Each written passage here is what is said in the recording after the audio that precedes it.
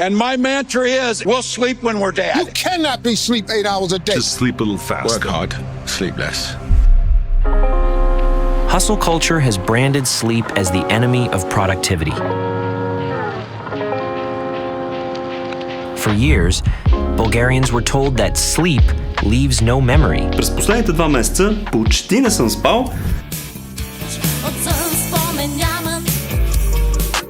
От работа нямаме време, не спя, за това не ми дреме.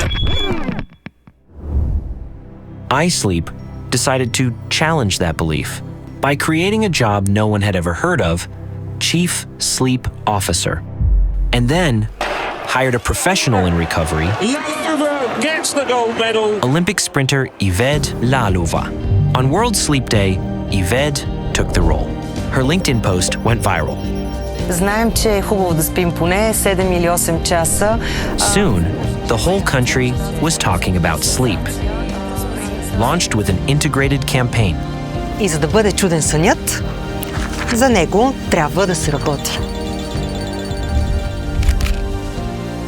TV shows, podcasts, journalists and psychologists joined the conversation. Спите ли достатъчно? Какво трябва да знаем за съня, ще ни каже сега доктор Тодор Георгиев. Сънят е нещо, което всички, включително и аз съм подценявала. В студиото ни вече е неврологът доктор Нейко Нейков.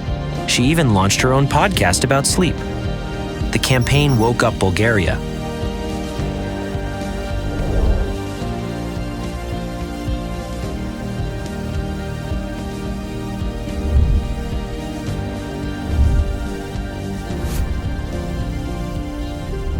In a country that once said, sleep leaves no memory, we made it unforgettable.